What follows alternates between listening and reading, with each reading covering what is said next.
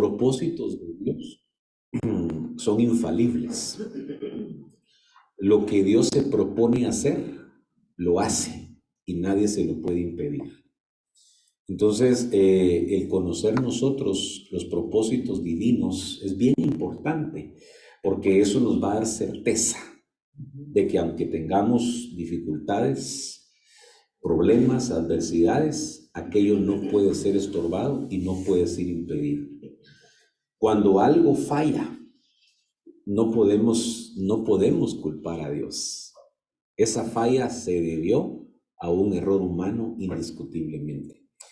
En el tema anterior estuve yo hablando un poquito de cómo Dios puede permitir, según su voluntad, que el mismo adversario se oponga a nuestros planes con el fin de detenernos de hacer algo que está fuera de su voluntad. Pero yo quisiera tal vez aclarar un poquito más este punto, considerando lo siguiente. Dice la Biblia, si el enemigo viene a ti como un río, el Señor levantará bandera. Eso significa que muchas veces el enemigo se levanta sin el consentimiento de Dios. Es decir, son ataques del adversario que están fuera de la voluntad de Dios en contra nuestra. Y entonces cuando eso sucede, el Señor se levanta como bandera, como escudo, para librarnos de cualquier ataque del adversario. Entonces hay un versículo que yo quisiera leerles para que, y aquí el Espíritu Santo nos vaya dando un discernimiento más claro para comprender, porque esto no es sencillo, para comprender cuándo un ataque del enemigo Dios lo está permitiendo y cuando Dios nos da permiso a nosotros de levantarnos en contra de un ataque del adversario. Un ejemplo, cuando el pueblo de Israel estuvo cautivo tanto en Babilonia como por los persas, hubo un rey, y esa es una historia que está narrada en el libro de Esther, un rey que se llamaba Asuero. Los judíos eran cautivos todavía, estaban bajo ese imperio, y entonces se levantó un enemigo, que era un príncipe del reino de aquel rey Asuero. Este príncipe se llamaba Amán. Él odiaba a los judíos. Y entonces él orquestó un plan para matar a todos los judíos.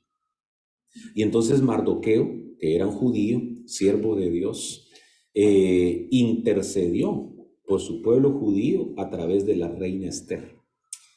Y entonces el Señor le concedió a los judíos, por medio de un decreto real, defenderse, porque ya había un día señalado, el 13 del último mes del año, se iban a levantar para matar a todos los judíos que habitaban en aquel reino. Y entonces el Señor permitió que un decreto real le diera permiso a todo judío en donde viviera utilizar las armas para defenderse de sus enemigos. Y entonces ese día 13, en lugar de que los enemigos de Israel se enseñorearan de ellos, los judíos se enseñorearon de sus enemigos. Y entonces se volvió en un día de celebración, en un día de victoria. Entonces, aquí en Isaías, capítulo 54, voy a leer a partir del versículo 12, en donde el Señor nos da una promesa acerca de nuestra herencia si nosotros le servimos al Señor. Dice la Escritura, haré tus almenas de rubíes, tus puertas de cristal y todo tu muro de piedras preciosas.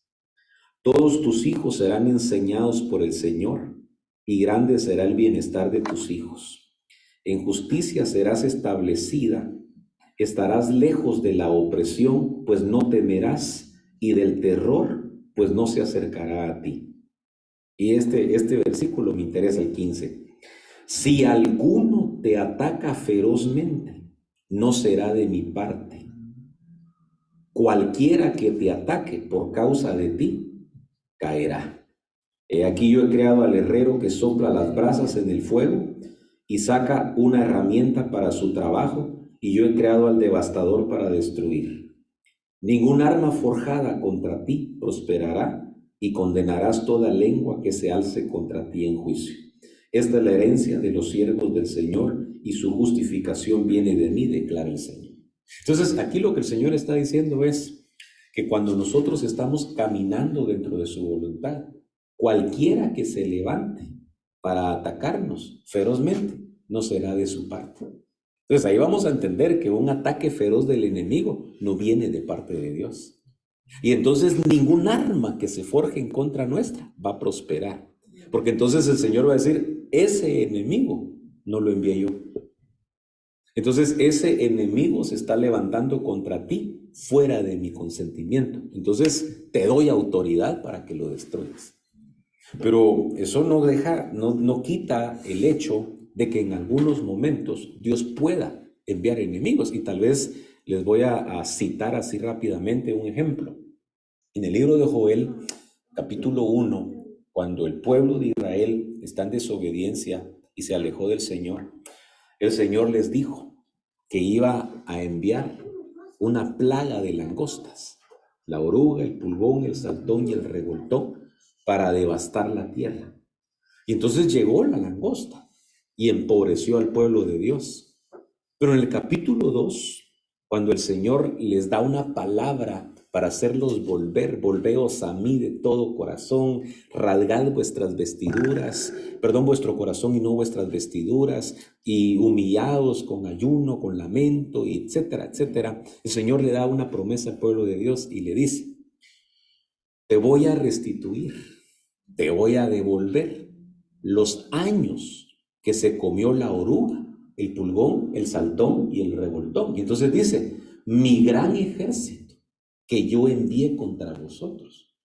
Entonces quiere decir que esas langostas que fueron a devorar la tierra del pueblo del Señor, no las envió el adversario, sino que el Señor le dice, mi gran ejército que yo envié contra vosotros. Ahora, la intención del Señor cuando envía una plaga como esa no era destruir totalmente al pueblo de Dios, sino que era despertarlos de su condición espiritual, hacerlos volver en un arrepentimiento. Y entonces cuando aquel pueblo se vuelve en arrepentimiento, el Señor les dice, ahora yo les voy a dar restitución por todo lo que ese ejército que yo les envié les quitó, y se los voy a devolver multiplicado. Entonces, muchos ataques que vienen en nuestra contra vienen fuera de la voluntad de Dios. Por eso es de que el apóstol Pablo incluso dice, hay una tristeza que es conforme a la voluntad de Dios, que produce arrepentimiento. Entonces, hay algún tipo de sufrimiento que está dentro de la voluntad de Dios.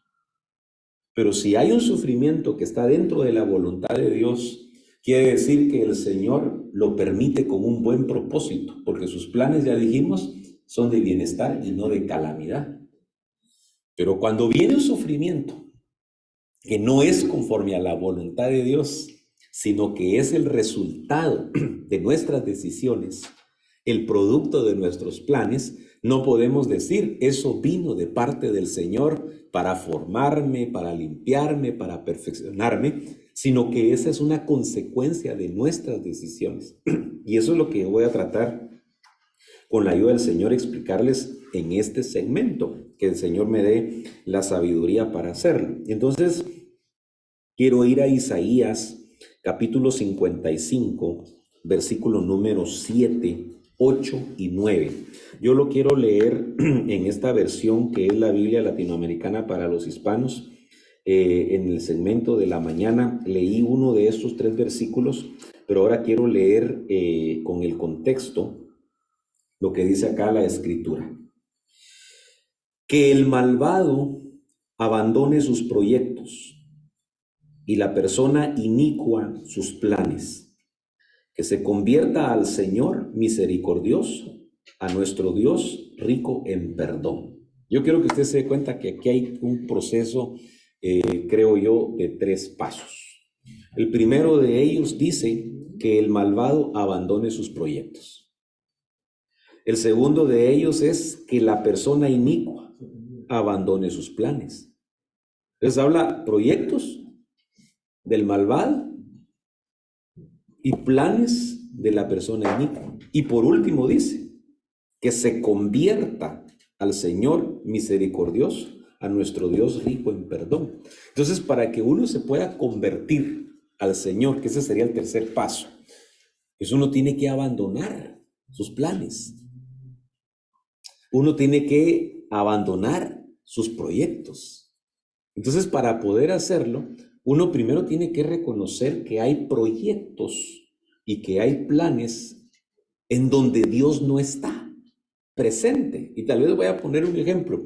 Cuando estaba el profeta Elías en una cueva y el Señor le habló para sacarlo de aquella cueva, la Biblia dice que antes, fíjese pues, que antes de que llegara el Señor, había llegado un terremoto, había llegado un viento fuerte y había llegado un fuego intenso. Pero entonces dice lo siguiente, pero el Señor no estaba en el terremoto. El Señor no estaba en aquel fuego. El Señor no estaba en aquel viento. Y entonces por último aparece un silbo apacible y entonces aparece la palabra del Señor y ahí se manifestó el Señor. Pero entonces quiere decir que hay terremotos en donde Dios no está. ¿Sí? Hay fuegos destructivos en donde Dios no está. Entonces hay situaciones que vienen a nuestra vida en donde Dios no está. Y lo tremendo es de que a veces nosotros decimos es que era la voluntad de Dios que yo pasara por ese sufrimiento. Y yo creo que un día el Señor nos va a decir, no, eso no era mi voluntad. Ese fue tu designio, ese fue tu propósito, ese fue tu proyecto, esa fue tu decisión, ese fue tu plan. Wow, y aquí nos vamos a sorprender con algunos versículos que yo le voy a leer con la ayuda del Señor. Entonces, que el malvado abandone sus proyectos y la persona inicua sus planes. Y entonces que se convierta al Señor, que es un Dios misericordioso y que es un Dios perdonador. En el siguiente versículo, que ese sí lo vimos en la mañana, dice, mis planes no son sus planes, mi proyecto no es su proyecto, oráculo del Señor. Versículo 9, cuanto se alza el cielo sobre la tierra, así se alzan mis proyectos sobre los de ustedes. Así superan mis planes a sus planes. Dice qué interesante. Dice en el libro de Proverbios capítulo 19, versículo 21, muchos son los planes en el corazón del hombre, mas el consejo del Señor permanecerá. Fíjese qué interesante, ¿verdad? Porque muchos son los planes en el corazón del hombre. Muchos. Diga conmigo, muchos. O sea que nuestra mente y nuestro corazón continuamente está maquinando planes. Planes que tal vez no se ejecutan, pero se meditan, se piensan. Algunos de ellos uno tal vez hasta los visualiza, los imagina. Voy a hacer esto, voy a hacer aquello. Pero aquí dice que el consejo del Señor va a permanecer. Lo cual significa que tal vez nuestros planes en el corazón se van a disolver. Y en la Biblia Dios habla hoy, este versículo dice, el hombre hace muchos planes, pero solo se realiza el propósito divino. Miren, yo de verdad no pretendo, porque esto es un terreno bien delicado y gracias a Dios voy a tener todavía el día de mañana y otros días más para platicar ese tema. Pero miren, yo sí creo que aunque nosotros oramos al Señor, la Biblia dice que no sabemos pedir lo que conviene pedir. El apóstol Pablo, incluyéndose él, dice que nosotros no sabemos orar como conviene. Y algunas versiones dice, no sabemos pedir lo que nos conviene. Y por eso el Espíritu Santo en nuestra debilidad intercede por nosotros ante el Padre con gemidos indecibles. Entonces, si nosotros no sabemos orar, porque Pablo lo dijo, y no sabemos pedir lo que nos conviene, significa que muchas veces le vamos a pedir al Señor cosas que no nos convienen. Ahora, aquí hay padres de familia, ¿verdad? ¿Sí? Ok. Si un hijo viene a nosotros a pedirnos algo que no le conviene, ¿qué hacemos nosotros? Si los amamos, pues, por supuesto. ¿Se lo damos o no se lo damos? Se lo negamos. Porque uno dice, no, le conviene. Entonces, ¿por qué se lo voy a dar si lo que me está pidiendo y yo se lo doy le va a causar un mal? Entonces se lo niego. Y decíamos en la mañana, y entonces el hijo se enoja con uno, porque uno le negó aquello que pidió. ¿Y no será que Dios, como buen padre, como un perfecto padre, que Él sí conoce perfectamente todo lo que nos conviene y lo que no nos conviene, en su gran amor nos puede negar lo que nosotros le pedimos? Y ahí es en donde viene nuestro conflicto. Pero es que, Señor, pero si tu palabra dice, platicábamos desde hoy, pero todo lo que pidáis al Padre en mi nombre lo recibiréis. ¿Y por qué te estoy pidiendo esto y no me lo concedes?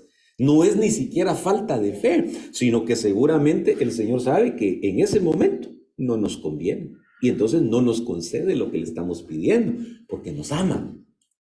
Amén. Vale. Mire, yo le voy a hacer una pregunta. ¿Ustedes estarían dispuestos, cuando oren al Señor, a decirle: Señor, yo te voy a pedir algo, pero si no me conviene, por favor no me lo vayas a dar? Así de sencillo. Dice: Señor, yo quiero esto y lo quiero mucho, Señor, y es algo bueno. Pero si tú sabes que no me conviene, no me lo vayas a dar, por favor. ¿Estaría dispuesto usted a pedirle eso al Señor así? Pero eso significa que usted va a estar dispuesto a aceptar la voluntad de Dios y no a enojarse ni a renegar porque el Señor no le concedió lo que le pidió, sino que usted va a decir: Señor, yo te dije que si no era tu voluntad o no me convenía, que no me lo dieras, y no me lo diste. Entonces, Señor, gracias por no darme lo que no me conviene. ¿Sí? ¿Quieren orar así? Yo se los aconsejo, hermano. Yo se los aconsejo. Ahora, yo les voy a mostrar acá ahora un caso de un personaje admirable que le sucedió una tragedia, una calamidad espantosa, terrible, y es precisamente Job, que cuando está, pues yo no sé si a mitad del proceso, permítame decir más o menos a la mitad del proceso, la Biblia no habla en este libro de tiempo en cuanto a cuánto duró el sufrimiento de este siervo de Dios. Indiscutiblemente Job, porque lo dice la Escritura, era un hombre íntegro, un hombre temeroso de Dios y un hombre apartado del mal. Pero le vino la calamidad, le vino la tragedia, y una tragedia terrible, una devastación prácticamente. Yo he pensado siempre que en el capítulo 1, cuando llegan 4 mensajeros, usted se recuerda, ¿no? Llega uno con una noticia mala, luego llega otro con otra noticia peor, y luego llega un tercero con otra peor, pero el cuarto que llega con la noticia devastadora de que sus hijos habían muerto todos el mismo día. Entonces yo he visto siempre a esos 4 mensajeros como esas 4 langostas que describe el libro de Joel, ¿sí? La oruga, el pulgón, el saltón y el revoltón. Y cuando uno mira en el hebreo el significado de esas 4 langostas, las 3 primeras, las 3 significa devorador, devorador, devorador. Pero la número 4, además de devorador, significa devastador. Y entonces el proceso de la langosta que arrasa con una tierra y la deja prácticamente estéril, es precisamente que llega una langosta que se come el fruto de lo que se sembró. ¿Sí? Luego llega otra langosta, por eso dice, lo que se comió la oruga, lo que dejó la oruga, se lo comió el saltón. Lo que dejó el saltón, se lo comió el revoltón. Y lo que dejó el revoltón, se lo comió el pulgón. O sea, iba uno, comía una parte. Luego llegaba otro, lo que quedó se lo comía. Y lo que este dejaba, llegaba el tercero. Y el último se comía la raíz. Y dejaba devastado el terreno. Entonces, cuando llegó el cuarto con la noticia de la muerte de sus hijos, ese era el devastador. Entonces, yo digo, llegaron estas langostas a devorar la tierra de Job. Y lo dejaron sin nada prácticamente. Entonces, empieza un proceso de sufrimiento que le causa, mire, perdón, lo voy a decir de esta manera, pero al principio Job se postró y adoró a Dios. y dijo: bendito sea el nombre de Jehová, bendito. Jehová Dios dio y Jehová Dios quitó. Capítulo 2, le viene la enfermedad maligna a su cuerpo. Su mujer le dice que blasfeme, que maldiga a su Dios y se muera. Y él vuelve otra vez a no pecar con sus labios. Pero ya capítulo 3 en adelante, la cosa empezó a cambiar. Cuando aquella situación empeoraba en él y él no encontraba respuesta, y él quiere, no pelear, pero sí quiere presentar argumentos ante Dios, porque considera que es injusto el sufrimiento que él está padeciendo. Pero entonces aquí viene algo bien interesante. Llega a esta parte, que es el capítulo 17, su prueba termina en el capítulo 42.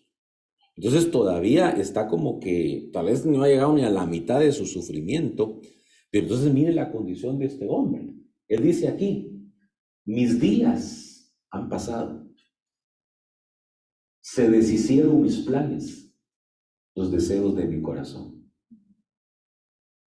Entonces yo quiero acercarle el zoom a esa parte en donde él dice: se deshicieron mis planes.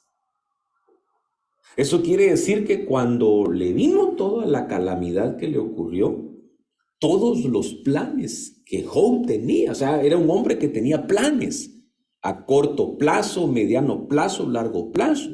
Seguramente algunos planes era con relación a sus hijos. Yo me puse a meditar precisamente el hecho de que cuando sus hijos murieron, todos sus hijos y sus hijas eran solteros. Entonces Job no había visto nietos todavía. Y cuando se murieron todos sus hijos, la esperanza que él tenía de ver a su tercera y a su cuarta generación se acabó. Entonces, imaginan ustedes un hombre acaudalado, porque Job era acaudalado, era un hombre que tenía mucho dinero, era un hombre poderoso. Pues él sí podía, de alguna manera, humanamente hablando, hacer muchos planes, ¿verdad? Cuando nazcan mis nietos, les voy a dar una herencia, les voy a construir una casa preciosa, les voy a comprar un auto último modelo, qué sé yo. Pero ahora él dice acá: se deshicieron mis planes. Entonces los planes de Job fracasaron. Y entonces ahora él está con un sentimiento de frustración, porque todo lo que él había planificado en su corazón hacer, ya no lo puede hacer. Ya no tiene salud, ya no tiene dinero, ya no tiene hijos. Y entonces él está en una frustración diciendo: todos mis planes se deshicieron. Ok, pero ahora nos vamos al final del proceso, al capítulo 42, versículo 1 y 2. En donde dice Job: entonces Job respondió al Señor y dijo: yo sé que tú puedes hacer todas las cosas y que ningún propósito tuyo puede ser estorbado. Entonces, miren la diferencia entre lo que él dice en el capítulo 17 y lo que ahora dice en el capítulo 42. En el capítulo 17 él habla de sus planes que se deshicieron. Pero ahora él habla acá del propósito de Dios. Y entonces él dice: yo sé que tú puedes hacer todas las cosas y que ningún propósito tuyo puede ser estorbado. Entonces los planes que se deshicieron eran los planes de Job, pero el propósito de Dios no podía ser estorbado. Entonces él entendió que todo lo que él quiso hacer según sus planes, no procedían del propósito divino. Y entonces por eso se deshicieron. Pero ahora, fíjese qué lindo, porque ahora Dios le da una oportunidad a Job de conocer los propósitos de Dios que no pueden ser estorbados. Y entonces ahora él entiende que todo lo que Dios se proponga hacer con él, lo va a hacer. Y entonces mire qué lindo, porque entonces ahora Dios le da hijos, le da nietos, le da bisnietos. Y entonces ahora puede ver a su tercera y hasta su cuarta generación. Y entonces ahora él ya no va detrás de sus planes, sino que va detrás de los propósitos de Dios. los cuales no pueden ser estorbados, porque él aprendió que todo lo que él planificó con su mente natural fracasó, pero que si él camina en el propósito divino, esos planes no van a ser estorbados jamás. De hecho, esta versión de la Biblia al día, este pasaje que le acabo de leer, lo traduce así: yo sé bien que tú lo puedes todo, que no es posible frustrar ninguno de tus planes. No es posible. No es posible. Mire, le voy a poner un ejemplo. Dios hizo un plan con Israel. Llamó a Moisés y le dijo: vas a ir a sacar a mi pueblo de la esclavitud. Le vas a decir a Faraón: deja ir a mi pueblo para que me celebre fiesta en el desierto. Yo he visto su dolor, la aflicción de mi pueblo, y los voy a sacar con brazo poderoso. Y los voy a llevar a una tierra en donde fluye leche y miel. Fíjense qué tremendo, ese es mi plan. Pero ahora viene el Señor y le dice a Moisés: Faraón no los va a querer dejar ir. O sea que para Dios no fue sorpresa de que Faraón se opusiera al plan de Dios. Faraón no los va a querer dejar ir. Pero entonces yo voy a mostrar mi poder en Egipto, y entonces los va a dejar ir. En otras palabras, aunque Faraón se levante, se oponga, se endurezca, los amenace, les incremente el trabajo, yo los voy a sacar de esa tierra de esclavitud, yo los voy a introducir en la tierra de la abundancia. Ahora le voy a hacer una pregunta: ¿y ese plan de Dios falló? ¿Qué dicen ustedes? No, logró introducir el Señor al pueblo de Israel en la tierra de Canaán. Los pudo sacar de la tierra de esclavitud, sí, porque era plan de Dios. Entonces eso nunca iba a fracasar. Entonces todo lo que Dios haga va a ser exitoso en nuestra vida. Pero entonces aquí vamos a tener que comparar entre las circunstancias que tal vez hemos vivido, y vamos a tener que reconocer que si algo que nosotros emprendimos fracasó, no era plan de Dios. Aceptarlo nos va a quitar una gran carga, una frustración y una amargura. Simplemente llegar a la conclusión: Señor, con razón falló. Aunque lo estudié, lo analicé, lo calculé y lo eché a andar, según yo iba a ser exitoso lo que estaba haciendo, y fracasó, Señor, y mordí el polvo. No podía ser plan de Dios, porque los planes de Dios jamás fracasan. Entonces ahora vamos a ir entendiendo poco a poco el porqué de nuestros fracasos, el porqué de nuestras derrotas. Porque Dios jamás ha sufrido una derrota, ni la va a sufrir. Dios jamás ha fracasado, ni va a fracasar jamás. Nosotros sí, porque son nuestros planes. Amén. Bueno, entonces este versículo se los leí en la mañana, y ahora lo voy a leer otra vez, pero lo voy a acompañar de otro contexto bíblico que el mismo profeta Jeremías, que dijimos, ¿verdad? ¿Cuántos se recuerdan a quién le escribieron este versículo?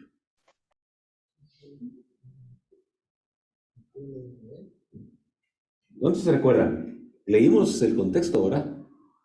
No se recuerdan. Fue en la mañana. Jeremías 29. ¿Sí se recuerdan? ¿A quién le dirigieron esta carta? No se recuerdan, estaban durmiendo. ¿Ah? Pero, por favor, uno que salve a todos. Carta de Jeremías a... pero ya vieron el chivo. ¿Sí saben cuál es el chivo o no? Mire, ustedes cuando hacían exámenes y no habían estudiado, nunca apuntaron. No, ustedes eran buenos estudiantes, ¿verdad? Pero algunos que no habían estudiado hacían unos papelitos en donde ponían ahí las respuestas y se los escondían y los sacaban a la hora del examen. A eso allá en nuestro país le dicen chivo. Entonces, ¿a quién le mandaron la carta del capítulo 29 de Jeremías? A los exiliados, a los cautivos, a los desterrados, a los que les quitaron sus tierras y se los llevaron a Babilonia cautivos. Y a ellos les dan este versículo tan precioso, porque yo sé los planes que tengo para vosotros, declara el Señor, planes de bienestar y no de calamidad, para daros un futuro y una esperanza.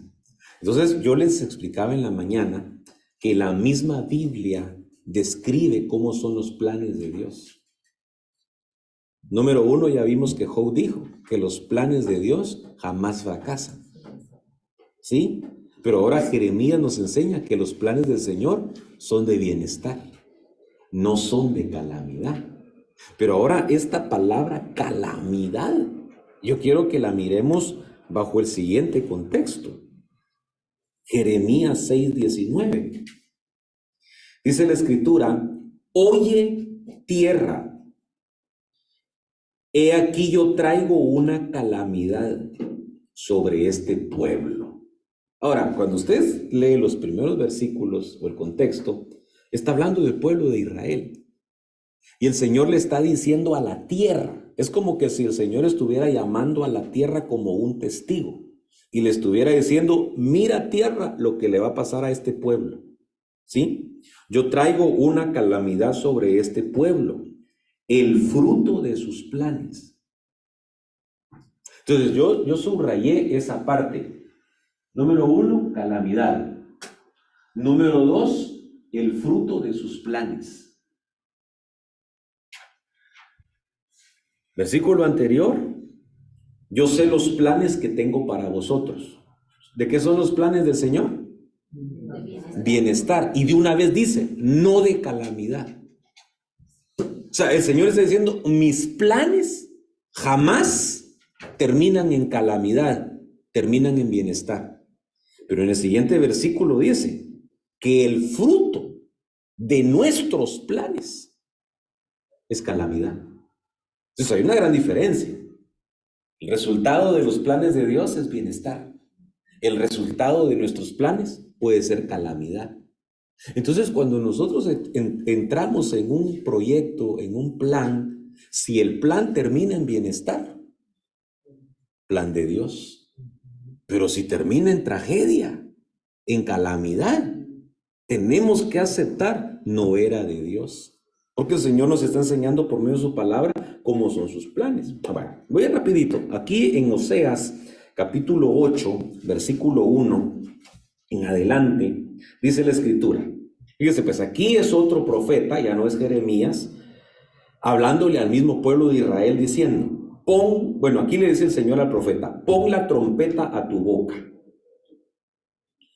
Como un águila viene el enemigo contra la casa del Señor, porque han transgredido mi pacto y se han rebelado contra mi ley.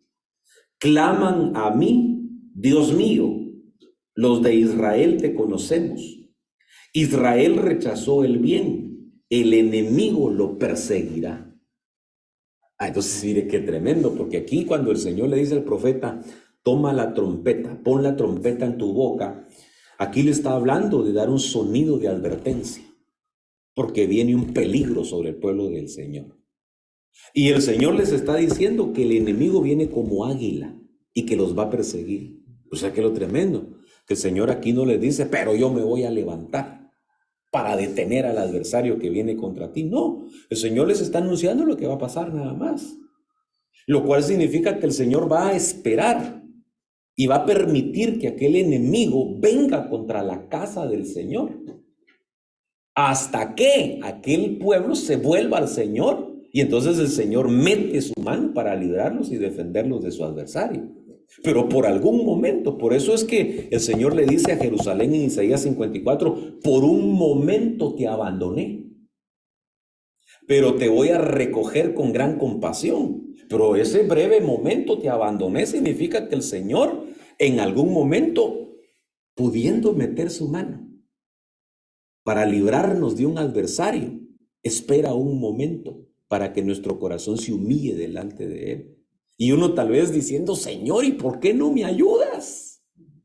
Señor, ¿y por qué no me defiendes de este enemigo, Señor bendito? Y el Señor está ahí. Sabe que ese enemigo no nos va a destruir, pero sabe que en algún momento necesitamos ese proceso doloroso para poder tener entendimiento. Ahora, ¿cuál es el problema acá? Versículo 4. Ellos han puesto reyes, pero no escogidos por mí. Han nombrado príncipes, pero sin saberlo yo. Con su plata y con su oro se han hecho ídolos para su propia destrucción. Entonces, miren, me voy a quedar en las dos primeras partes de este versículo. Número 1, ellos han puesto reyes, pero no escogidos por mí. Entonces, aquí lo que el Señor les está explicando es por qué viene el enemigo como águila y por qué el enemigo los va a perseguir. Y entonces les dice, número 1, ellos han puesto reyes. Yo no los escogí. Pero mire qué tremendo. Entonces, Israel sufrió algunas calamidades por los reyes que ellos escogieron. Y entonces ellos no podían decirle al Señor, es que, ¿se recuerda lo que le dije que dijo Adán? ¿Qué dijo Adán? La mujer que tú me diste. Y eres el único que tiene derecho a decir la mujer que tú me diste. Porque Adán no escogió a Eva, ¿verdad? El Señor se la escogió. Pero en el caso de Israel con sus reyes, ellos pusieron reyes. Y el Señor no los escogió. Y esos reyes que ellos escogieron fuera de la voluntad del Señor, los condujeron a un mal, a una calamidad. Entonces ahora que ellos están en la crisis, en la tragedia, el Señor les dice, esto les ha venido por haber puesto reyes que yo no escogí. Y luego les dice, han nombrado príncipes, pero sin saberlo yo. En otras versiones es bien interesante porque aquí el Señor les está diciendo, ustedes hicieron cosas sin contar con mi aprobación. Es terrible, ¿verdad? Ahora mire este otro versículo, Isaías 31. Ay de los hijos rebeldes, declara el Señor, que ejecutan planes, pero no los míos, y hacen alianza, pero no según mi espíritu, para añadir pecado sobre pecado. De eso estuvimos platicando, me recuerdo yo con ustedes hace algunas semanas. Fíjense pues, ay significa dolor. Entonces el Señor está divisando un mal que viene sobre su pueblo, porque aquí habla de sus hijos que se volvieron rebeldes. Y entonces el Señor dice, ¡ay! En otras palabras, viene un dolor, viene un mal, viene una calamidad sobre estos hijos rebeldes. ¿Por qué? Porque han ejecutado planes, pero no los míos. Entonces, mire qué tremendo, yo me puse a pensar que cuando uno ejecuta planes que no son de Dios, fíjese, el Señor lo ve. Y como nuestros planes conducen a la calamidad, el Señor dice, ya se metió en un problema serio. Porque va detrás de sus planes y no detrás de los míos. Y entonces esto le va a causar un gran dolor. Esto le va a causar una gran tristeza. Esto le va a causar una tragedia. Pero ¿y por qué el Señor? Mire pues, hoy hablábamos en la mañana de cómo Dios puede detener, puede impedir y puede estorbar nuestros planes. Pero a veces nosotros, como lo que hizo Sara, forzamos lo que Dios estaba deteniendo para impedirnos la calamidad. Y entonces al insistir en aquello que está fuera de la voluntad de Dios, viene la calamidad en nuestra vida. Y yo les puedo asegurar, porque miren, yo esto lo he experimentado. Lamentablemente lo he experimentado y he aprendido que no todo el sufrimiento que he padecido ha sido de la voluntad del Señor. Ahora, fíjense pues, y aquí viene lo más complicado, y es que en el siguiente versículo el Señor les explica qué tipos de planes ejecutaron ellos, que no eran los planes del Señor. Y entonces les dice, los que descienden a Egipto sin consultarme, para refugiarse al amparo de Faraón y buscar abrigo a la sombra de Egipto. Entonces, mire qué tremendo, qué planes hicieron ellos, descender a Egipto.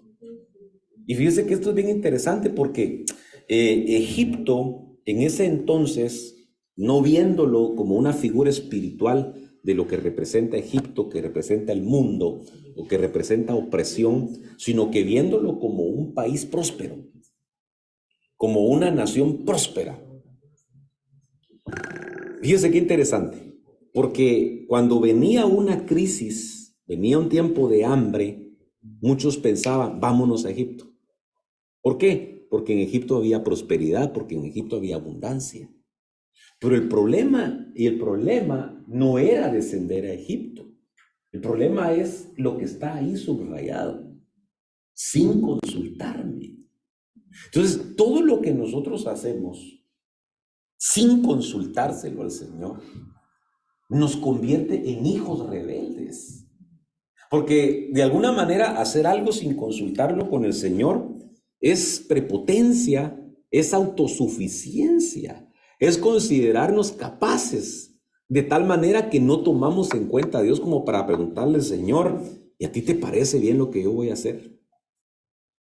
Estaba meditando precisamente en por qué los apóstoles en algún momento, seguramente usted lo habrá leído, cuando le hablan a la iglesia, dicen lo siguiente, nos pareció bien a nosotros y al Espíritu Santo. Dice el orden, nos pareció bien a nosotros y al Espíritu Santo. No dicen, le pareció bien al Espíritu Santo y a nosotros, sino que dice, nos pareció bien a nosotros y al Espíritu Santo. Entonces, ese nosotros significa que los apóstoles en un concilio para resolver un asunto se reunían y entonces planteaban el problema y también las posibles soluciones hasta que llegaban a un común acuerdo. Entonces, cuando entre todos resolvían un asunto, ellos preguntaban, ¿están todos de acuerdo? ¿Que esta es la mejor solución? Todos de acuerdo. Y entonces a todos les parecía que eso era lo mejor. Pero no lo ejecutaban, sino que cuando ellos ya lo habían analizado, lo presentaban delante del Espíritu Santo. Y entonces cuando el Espíritu Santo lo aprobaba, entonces ellos ya le podían decir a la iglesia, a nosotros nos pareció bien, pero también al Espíritu Santo. Entonces aquellas cosas que tú analizas y yo analizo, que nos parecen buenas y que ya las revisamos y que decimos esto va a salir bien con la ayuda del Señor, tendríamos que llevarlos delante del Espíritu Santo para tener la aprobación del Espíritu Santo. Y si el Espíritu Santo nos dice, adelante, tienes mi aprobación, tienes mi respaldo, tienes mi bendición, eso no va a fracasar jamás. Pero si lo echamos a andar el plan sin preguntarle al Espíritu Santo, probablemente va a fracasar.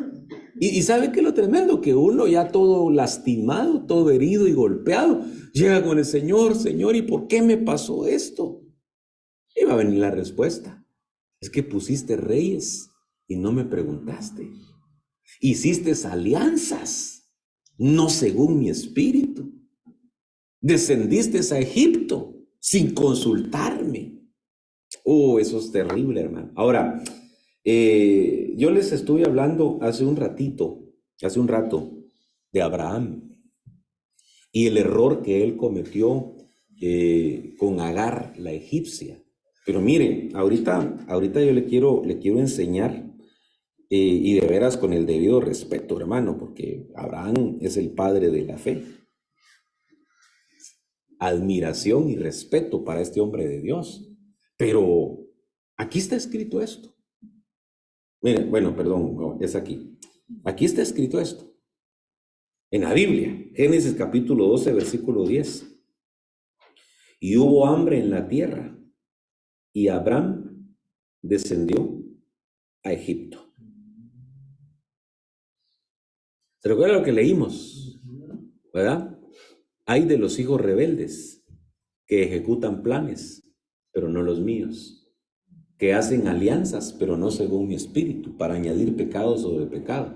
Los que descienden a Egipto sin consultarme. Entonces yo tengo que analizar quiénes descendieron a Egipto y cómo descendieron a Egipto. Porque, insisto, el pecado no era descender a Egipto. El pecado era descender a Egipto sin consultarle al Señor. Porque mire, le voy a poner un ejemplo. Dentro de los que descendieron a Egipto está Jesús. Jesús siendo un bebé. Pero ¿por qué descendió a Egipto? Porque un ángel del Señor se metió en los sueños y le habló a José y le dijo, toma a tu mujer y al niño y vayan a Egipto, les dijo. ¿Por qué? Porque corría peligro. Y entonces José, guiado por el Espíritu Santo, a través de un ángel del Señor, desciende a Egipto. Y entonces él permanece en Egipto hasta que nuevamente el mismo ángel enviado del cielo se le aparece otra vez y le dice, ya puedes regresar, porque los que procuraban la vida del niño ya no están. Entonces, el problema no era descender a Egipto. El problema era descender a Egipto sin consultarle al Señor. Entonces, ahora, con todo respeto, lo digo, aquí hay un hombre de Dios descendiendo a Egipto sin consultarle al Señor. Y entonces, mire lo que pasa. Hubo hambre en la tierra y Abraham descendió a Egipto para pasar allí un tiempo, porque el hambre era severa en la tierra. Uy, qué tremendo, ¿verdad? Porque uno diría, había una justificación. Y como dicen algunos en el mundo, que el fin justifica los medios. ¿Verdad? Señor, hay hambre en la tierra, en Egipto hay alimento, voy a descender a Egipto. Pero entonces ahora ocurre aquí un terrible problema. Versículo 18. Entonces Faraón llamó a Abraham y le dijo, ¿qué es esto que me has hecho? ¿Por qué no me avisaste que era tu mujer? ¿Por qué dijiste, es mi hermana, de manera que la tomé por mujer? Ahora pues, aquí está tu mujer, tómala y vete. Fíjese qué tremendo. Mire lo que le pasó al padre de la fe, que descendió a Egipto sin consultarle al Señor. Le dijo a su esposa, mira, ahorita que entremos a Egipto, ya me di cuenta que sí sos hermosa. Y entonces, para que yo no corra ningún peligro, vamos a decir que tú eres mi hermana. Entonces se pusieron de acuerdo para mentir, ¿verdad? O sea que los únicos, o sea, Ananías y Zafira, no son los únicos que se han puesto de acuerdo para mentir. Abraham y Sara se pusieron de acuerdo para mentir. Sí, y Sara estuvo de acuerdo. Ok, está bien, voy a decir que soy tu hermano. Y entonces descendieron a Egipto. Cuando entraron a Egipto, los oficiales de Faraón, todos se dieron cuenta de que Sara era muy hermosa. Y entonces se la llevaron a Faraón. ¿Se qué tremendo? Y entonces Faraón la tomó como mujer. ¿Sí? Y como yo les decía, en este lenguaje bíblico, aquí está implícito el hecho de que cuando Faraón está molesto con Abraham y le dice, ya toma a tu mujer y vete, le está diciendo, por tu culpa, por haberme mentido, por haberme dicho que era tu hermana, yo ya la tomé por mujer. Entonces eso quiere decir que este hombre, Faraón, la hizo suya. ¿Sí? Dice qué terrible esto, porque estamos hablando de un patriarca y de una matriarca, de un hombre que en Israel es considerado así, el padre, Abraham, y Sara, considerada madre en Israel. Pero aquí está un hombre entregando a su mujer, al rey de Egipto, al faraón. Entonces, esto fue una calamidad. Y el otro caso que planteábamos desde hoy fue que en esa descendida a Egipto fue cuando compraron a la esclava llamada Agar. Y entonces se van de Egipto después de la amarga experiencia que tuvieron. Porque, ¿y cómo se sentiría Sara? Se había sentido deshonrada. ¿Y cómo se sentiría Abraham? También deshonrado. Y ahí van con ese fracaso, con ese estigma de regreso. Y se llevan a una esclava que se llama Agar, que va a ser en un futuro cercano causante de otra tragedia por haber descendido a Egipto. Entonces, estos planes se echaron a andar sin consultarle al Señor. Y miren qué terminaron. Por eso el Señor dice, mis planes son de bienestar, no son de calamidad. Entonces, ahora aquí hay otro ejemplo de lo que hizo, fíjese qué tremendo, el hijo de Abraham. Y que yo, a mi parecer, digo yo, ¿y no será que en las pláticas algún día Abraham se sentó con su hijo Isaac y le habló de sus buenas y de sus malas experiencias? Y le dijo, mira, hijo, yo un día cometí un gran error. Descendí a Egipto sin consultarle al Señor. Y me fue mal. No vayas a hacer jamás lo mismo que yo hice. Porque aquí en Génesis 26:1 dice, y hubo hambre en la tierra, además del hambre anterior que había ocurrido durante los días de Abraham. Es como que se estuviera repitiendo la historia, ¿verdad? En los días de su padre Abraham hubo hambre en la tierra. Y entonces Abraham descendió a Egipto sin consultárselo al Señor. Y ahora que ya Isaac es un hombre hecho y derecho, ocurre lo mismo, viene el hambre sobre la tierra y se menciona el hambre anterior. Y entonces mire qué tremendo, porque dice, y se fue Isaac a Gerar, a Abimelech, rey de los filisteos. Y se le apareció el Señor y le dijo, no desciendas a Egipto, quédate en la tierra que yo te diré. Bueno, aquí hay una instrucción muy clara, hermanos. ¿Sí o no? Pero es una instrucción que va contra la lógica.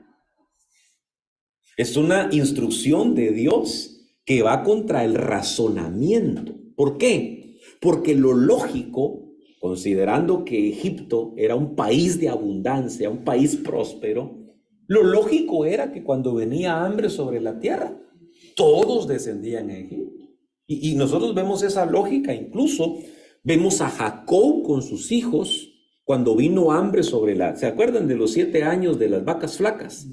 Vemos a a Jacob descendiendo con 70 personas que eran sus hijos, sus nietos y sus bisnietos a Egipto. Y ahí estaba José administrando la abundancia que había habido en 7 años de vacas gordas. Y ahora, en tiempo de escasez, todo el mundo va a Egipto a comprar pan, a comprar semilla, a comprar grano. Entonces viene Dios y hace un desafío. Mire qué tremendo, ¿verdad? Porque aquí está el desafío a nuestra fe. Cuando todo el mundo se va para Egipto.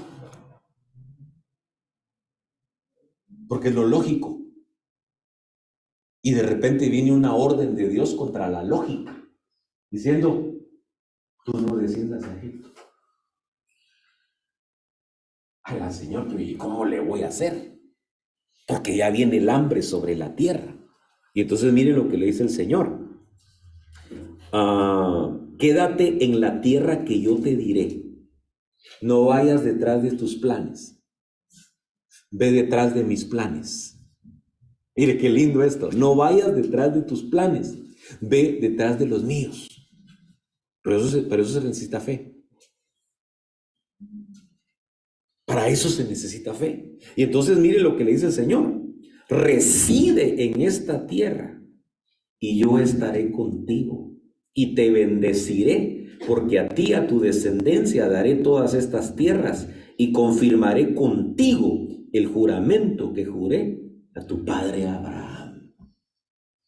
Qué lindo es esto, hermano. Entonces, miren, pues, cuando usted sigue leyendo el resto de versículos, se da cuenta que Isaac obedeció al Señor. Y contra la lógica, se quedó en una tierra en donde había hambre. Y por la fe sembró en esa tierra. Y ese año él cosechó al 100%. Y el Señor lo prosperó en el lugar en donde había hambre. Porque este hombre le creyó al Señor y abandonó su plan porque es que Isaac ya iba para Egipto.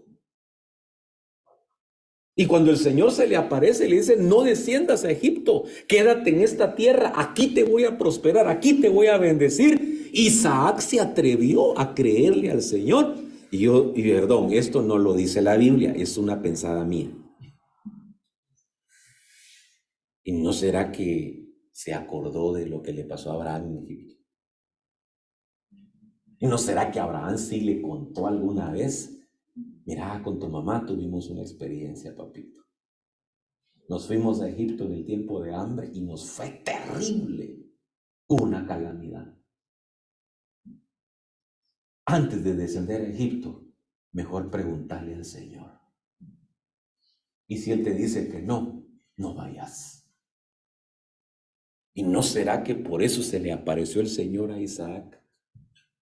¿No será que Isaac le preguntó al Señor, Señor, ¿qué tengo que hacer ahora que viene el tiempo de crisis? Todos están yendo a Egipto, Señor. Eso sería lo lógico. Debo hacer yo lo mismo, Señor. ¿Y no será que el Señor entonces se le aparece y por eso le dice, tú no desciendas a Egipto? Yo soy Dios de los montes y soy Dios de los valles también. Así como te puedo prosperar en Egipto, te puedo prosperar en esta tierra. Lo que tienes que hacer es seguir mi plan. Es que mire, el plan de Dios es de bienestar. El plan de Dios es extraordinario, nunca va a fracasar. Amén. Bueno, dejémoslo aquí. Yo les dije que les iba a dar ay, sí, ya es tarde, hermanos. Les iba a dar unos minutitos para hacer algunas preguntitas.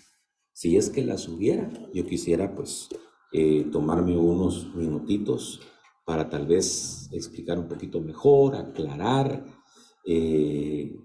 antes de continuar con el segmento, ¿verdad? Entonces no sé cómo lo vamos a hacer. Hay un micrófono para... Sí. A ver.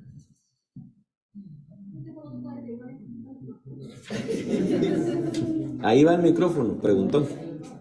Es que si no, no va a quedar grabado. No se va a escuchar.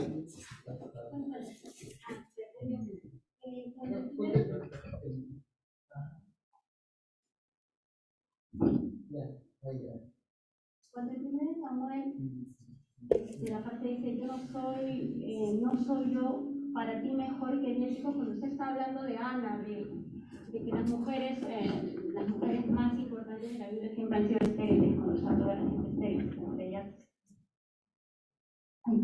entre ellas Ana. Hay una frase que me llama mucho la atención cuando el Cana le dice a ella, no soy yo mejor que 10 hijos. A mí, mi pregunta es, ¿con qué espíritu lo dijo el Cana? El Cana es símbolo de Dios en algunas formas de interpretación de la figura de Ana como esposo, pero ¿qué espíritu exactamente tuvo el Cana cuando le dijo eso? Un espíritu de que él es Dios y él no debe ser lo suficiente para suplir todas nuestras necesidades, así no falte hijo, no falte esposo, no falte bienes, así no florezca, así no haya nada, o un espíritu de orgullo diciendo, pues si estoy yo, pues para que quieres más. ¿Con qué espíritu el Cana lo dijo? Lo he escuchado en varias interpretaciones, pero no me queda claro con qué espíritu lo dijo. para una mujer que quiere tener hijos y tiene un esposo excelente, ¿le debe ser suficiente tener un esposo y no desear tener hijos? Sí. Habla, padre. Bueno, voy a tratar de responderte, Kimi, con lo que voy a leerte a continuación. Voy a leer y luego lo voy a unir al relato.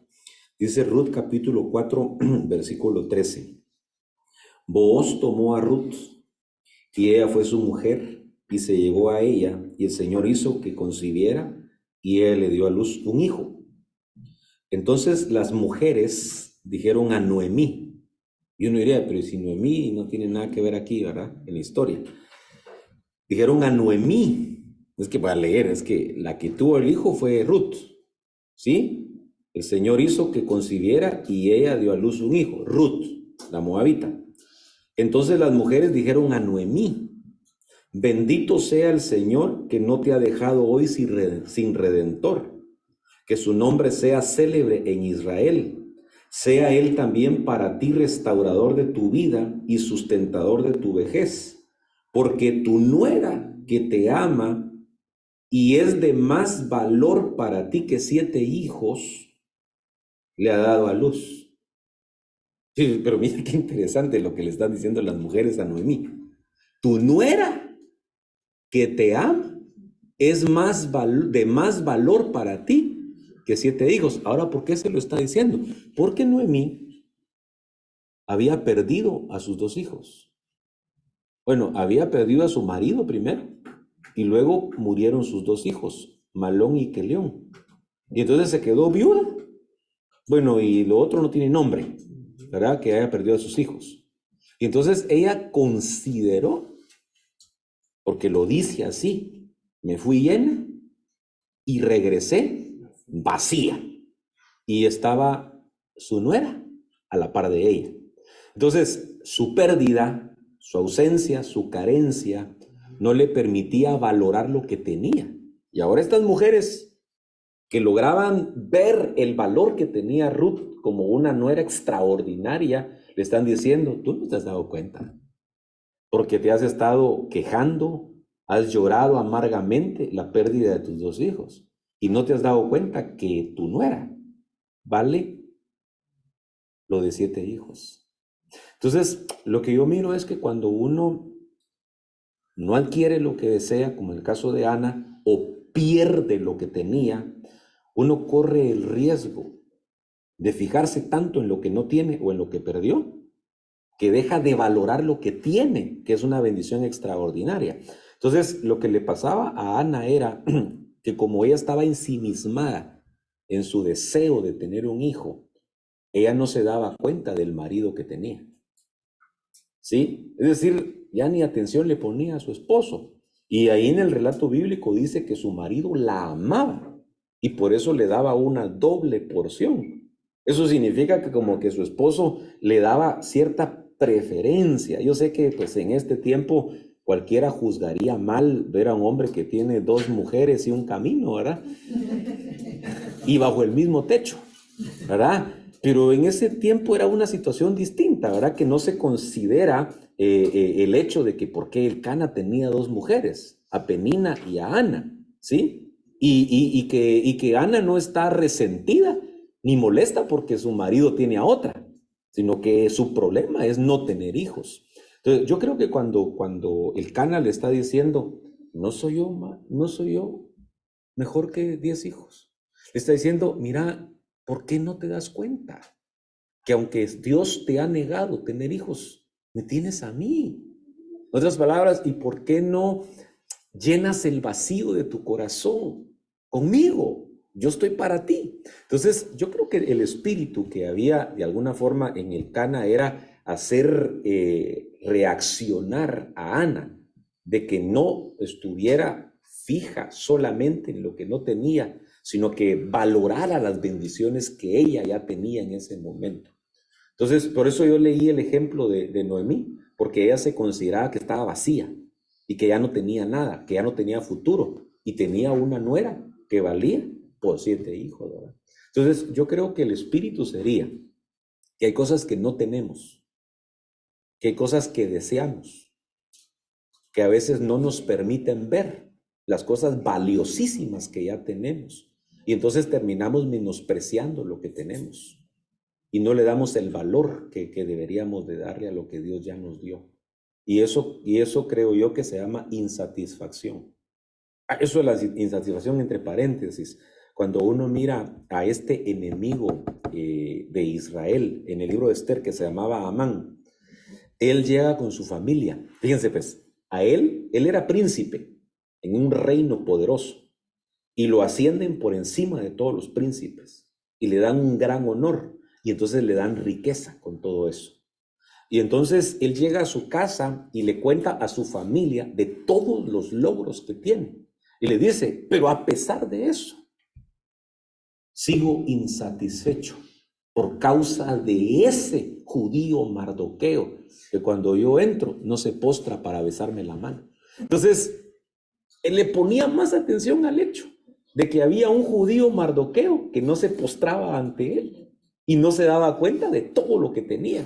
Y entonces eso le produjo una gran insatisfacción en su alma.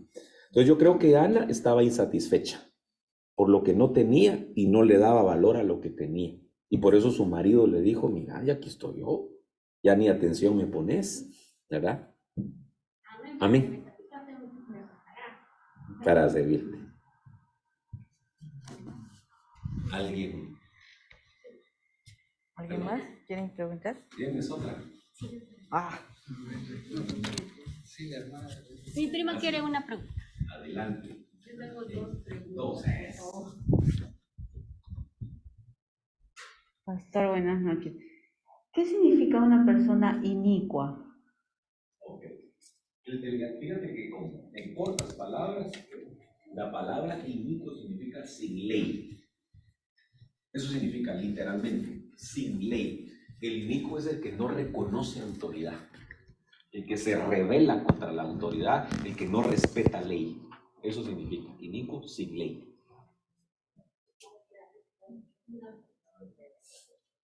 La otra pregunta que tengo es, hace un rato estaba usted diciendo que uno siempre, bueno, yo lo tomo así, ¿no?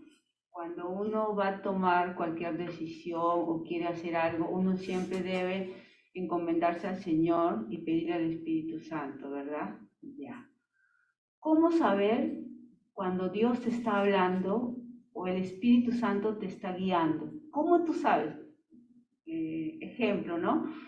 Yo paso algo y yo le digo, y tengo que tomar una decisión, y yo voy, me encierro en mi cuarto y le pido al Señor que por favor me ayude a tomar la decisión. ¿Cómo yo sé que el Señor me está hablando, que me está respondiendo? Sí. Bueno, mira, dice la palabra del Señor en Hebreos capítulo 1, versículo 1 en adelante. Dios, habiendo hablado de muchas maneras, en muchos tiempos, a nuestros padres por medio de los profetas. Dios hablando no significa que descienda un ángel del cielo o que tengamos una visión o que nos hable audiblemente. Dios habla audiblemente, nos puede hablar por medio de una visión y nos puede enviar ángeles, indiscutiblemente. Pero ahí dice, Dios habiendo hablado de muchas formas a nuestros padres por los profetas. El pueblo de Israel, dentro de las bendiciones que tuvo en el pacto antiguo, era el Urim y el Tumim. Ellos tenían un sumo sacerdote y por medio de él el Señor les hablaba. Ellos llevaban dentro de su vestidura, el sumo sacerdote tenía en su pectoral, tenía dos piedras que se llamaban Urim y Tumim. Una piedra era de color verde y una piedra era de color rojo. Entonces, cuando alguien quería consultar al Señor, ellos iban con el sacerdote. Y entonces presentaban su situación. Y entonces, literalmente, una de estas dos piedras se encendía como una luz. Entonces, cuando se encendía la luz verde del Urim, ¿qué significaba? Hazlo. Pero si encendía la luz roja, significaba no lo hagas. Eso era el Urim y el Tumim. Pero entonces, el que quería tomar una decisión tenía que buscar al sacerdote. Cuando vino la época de los profetas, decían, vamos a consultar al profeta. ¿sí? Vemos a Saúl con uno de sus siervos le dijo a Saúl, aquí en esta tierra hay un profeta, vamos a consultarle. Y fíjense que en algo que parece trivial, a ellos se les habían perdido unas asnas, que eran las que cuidaba Saúl, y no las encontraban. Y entonces su siervo le dijo, mira, ¿y por qué no vamos a consultar al profeta?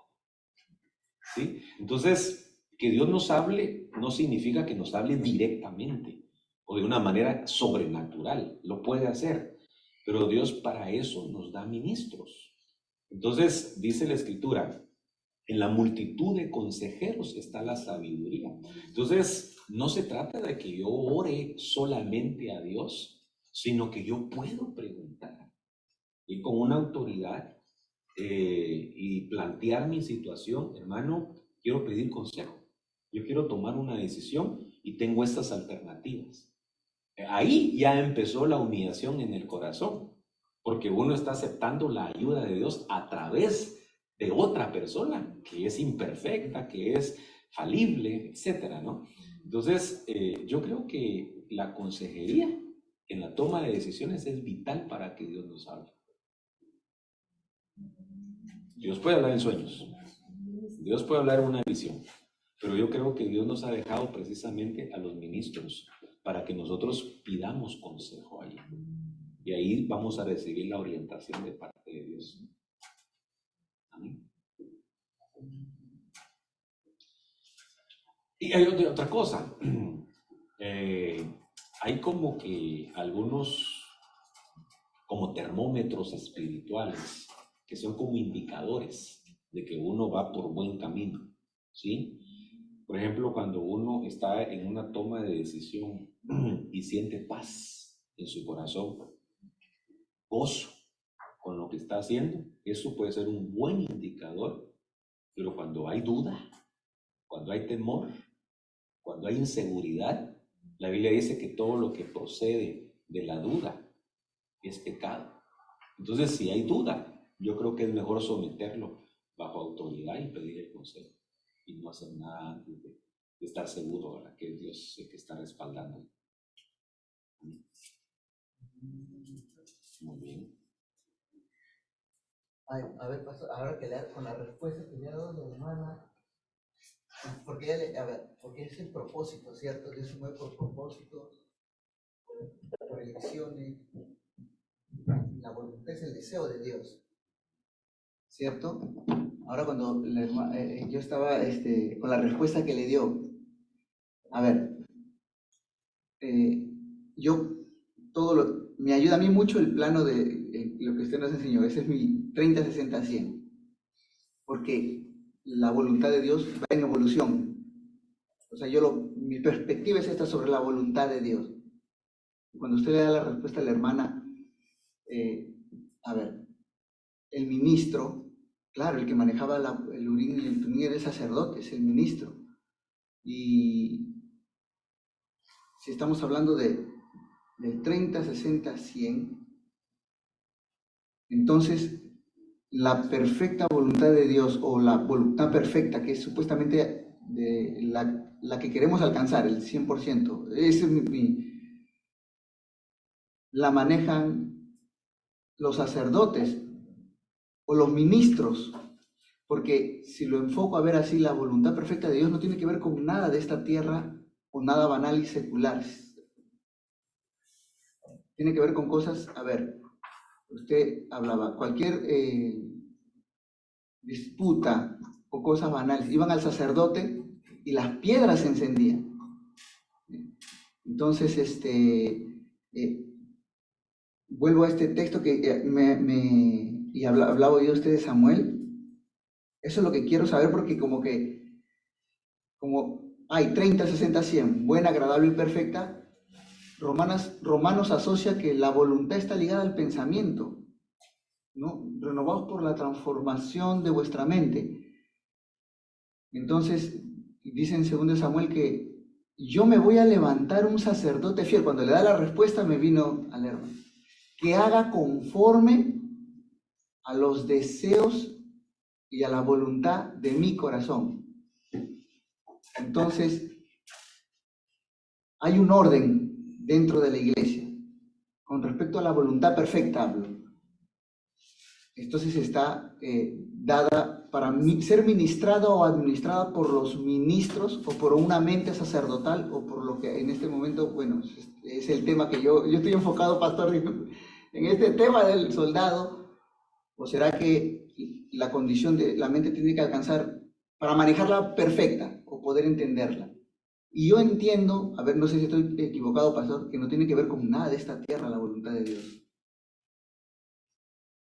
Porque Padre nuestro que estás en los cielos, venga, venga hoy tu reino, hágase tu voluntad, así como es en el cielo, en la tierra. Entonces, la voluntad perfecta, que es celestial, es administrada para ser enseñada por los sacerdotes.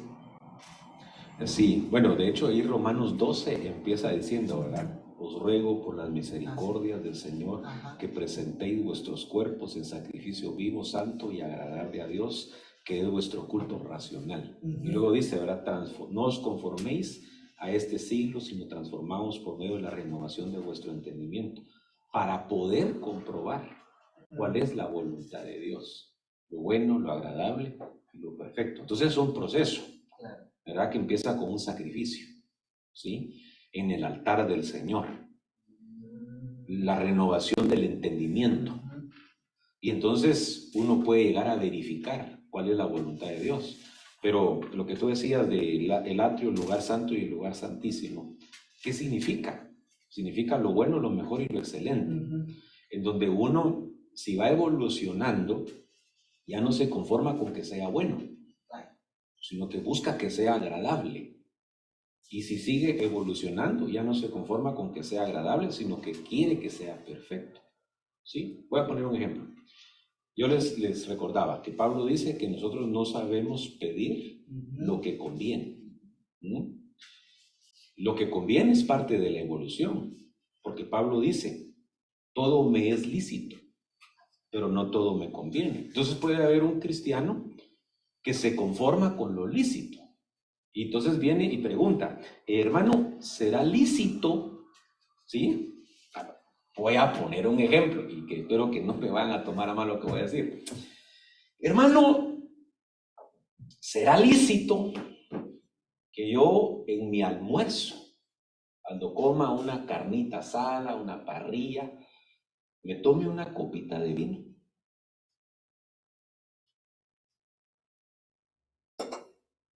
¿Qué le contestamos al hermano que preguntó si será lícito? Lícito es... Digamos que lo lícito sería lo opuesto a lo prohibido, ¿no? O lo ilícito. Lo ilícito, claro. Entonces, perdón el ejemplo que voy a poner, pero si es lícito. Es lícito. Es lícito. Pero ¿será agradable? Voy a dar un ejemplo. Si es lícito, mire pues, si es lícito, y yo en lugar de tener aquí agüita pura, así honestamente, ¿a quiénes de ustedes les estorbaría en su conciencia que yo tuviera ahorita aquí una copa de vino en lugar de agua pura? Ahora, claro. ¿A alguien de repente acá le podría eso ocasionar algún estorbo en su alma, en su pensamiento? Sí, sí puede. ¿Verdad que sí? Sí, puede. Ok, entonces, aunque hubiera sido lícito, ya no es agradable, claro, porque está causando un daño. Y entonces el apóstol Pablo decía, para mí es lícito comer carne. Yo no tengo problema con comida, porque Dios todo lo ha santificado. Pero, si cuando yo coma carne, eso le es tropiezo a mi hermano por el que Cristo murió, entonces por amor a mi hermano que es de conciencia débil, yo me abstengo de lo lícito. Yo me abstengo de lo lícito, pero yo sé que no es ilícito, no es prohibido, que me está permitido hacerlo. Entonces, ese ya no está buscando hacer la voluntad buena. Está yendo en pos de una voluntad que agrada a Dios, en donde se sacrifica hasta lo lícito, porque Pablo dice que aunque todo sea lícito, no todo conviene y no todo edifica. Entonces, cuando uno ya dice, yo ya no quiero preguntarle, fíjese qué tremendo al Señor, Señor, ¿será lícito que haga esto? Sino que cuando yo ya le sumo mayor responsabilidad, le digo, Señor, ¿conviene? ¿Conviene que haga esto? Ay, qué bonito. Señor, voy a poner un ejemplo, pues mire, pues supongo que es día domingo. Y uno el día domingo tiene su actividad espiritual. Y entonces, ¿será lícito, Señor, que el domingo, en lugar de irme a la iglesia, me vaya a la playa? ¿Es lícito? Y para empezar, Dios no es legalista. No, no es legalista. ¿Verdad? Claro. Entonces, sí, es lícito. Señor, ¿y me conviene? No me conviene. Que haya dejado algo espiritual para irme por algo que no es malo, que tal vez es recreativo, pero lícito, sano, diversión sana. Entonces, cuando uno ya entra al tema de lo que me conviene y de lo que me edifica, ahí uno se va a abstener de cosas que no son malas. Ya no solamente es abstinencia de cosas malas, sino que abstinencia hasta de cosas buenas. Entonces, pastor, enfocándolo ahora, qué bonito, qué bonito, qué bonito. Es como que la voluntad está ligada con el amor. Absolutamente. Entonces, ya. Y esa sería la voluntad perfecta. El amor. Sí, es el amor. Ya. Oh, pastor, en donde ya no, yo ya, mira, el que ama, ajá, no piensa en su beneficio, sino en el beneficio de los demás. Okay. No, mira, el amor no busca lo suyo. Claro, ahora que lo ha planteado, claro. Porque si dice, porque lo acaba de decir, qué lindo. Es lícito, pero no me conviene, no a mí, sino a mi hermano no le conviene. Entonces ya no, eso es amor. Ya no es lícito, todo me es lícito, pero si no edifica, y algo que hace el amor es edificar, entonces no estaba hablando en singular, estaba hablando Claro. Entonces la perfecta voluntad de Dios está ligada al amor. Absolutamente. Amén, pastor, gracias. Amén. Gracias, pastor. Amén. No sé, allá todavía, hermana Erika. Es agua, en demás es agua la que estoy tomando. Pastor, tengo dos preguntas. Yo soy nueva en la iglesia, no tengo mucho tiempo. ¿Y qué significado tiene el velo? ¿Y qué es la Navidad? Sí. Bueno, el significado del velo en simples palabras sería reconocimiento de autoridad. ¿Sí? El apóstol Pablo dice en 1 Corintios capítulo 11 que el velo es una señal de autoridad. Profundizando un poquito y ya no lo viéndolo solo superficialmente, es una señal que no es específicamente para que nosotros lo veamos, sino que dice que es por causa de los ángeles. Entonces, como hay una atmósfera espiritual en donde hay ángeles de luz, pero también hay ángeles de tinieblas, cuando una mujer tiene el velo sobre su cabeza, está poniendo una señal, ¿sí? Las señales en la Biblia sirven para que los ángeles de destrucción no toquen al que lleva la señal, ¿sí? Por ejemplo, Ezequiel capítulo 9 habla de una señal que se ponía en la frente, que era una letra tau, que servía para identificar a los que gemían y se lamentaban por las abominaciones que se cometen en la tierra. Y entonces cuando venía la destrucción, los que tenían esa señal en la frente eran librados de la destrucción. Cuando se celebró la primera Pascua en Egipto, el Señor le dijo a Moisés que pusieran una señal en los postes de la casa y en el dintel. Entonces el destructor, cuando veía la señal, se iba de largo. Entonces, en el ambiente espiritual, cuando una mujer reconoce autoridad y lo manifiesta por medio de la señal en su cabeza, eso es una protección, pero está testificando que es una mujer en sujeción a la autoridad, una mujer que respeta la autoridad. Bueno, la Navidad sería otro tema, ¿no?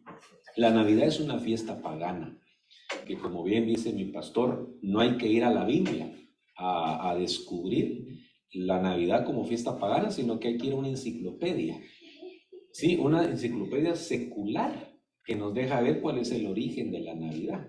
¿verdad? Que no es en la Biblia, porque es un sincretismo religioso, es decir, una fiesta pagana disfrazada de una fiesta religiosa, asumiendo, por ejemplo, de que Jesús nació el 25 de diciembre y que lo que se celebra es el nacimiento de Jesús.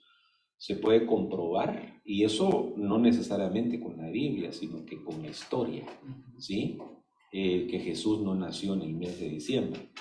Entonces algunos dicen, bueno, pero algún día tuvo que nacer, entonces hay que celebrarle su cumpleaños el 25. Pero resulta que el 25 de diciembre era un día dedicado a entidades paganas, como por ejemplo Tamuz, ¿sí? Que era un dios pagano que según la mitología griega nació el 25 de diciembre. Entonces es una fiesta disfrazada realmente, ¿verdad? Su origen es pagano totalmente, ¿verdad? Entonces y en la Biblia Jesús nunca pidió que le celebraran su nacimiento, sino que Él pidió que celebráramos su muerte y su resurrección.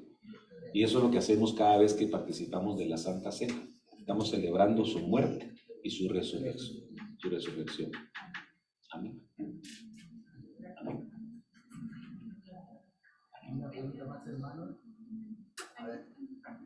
Sí, Leslie.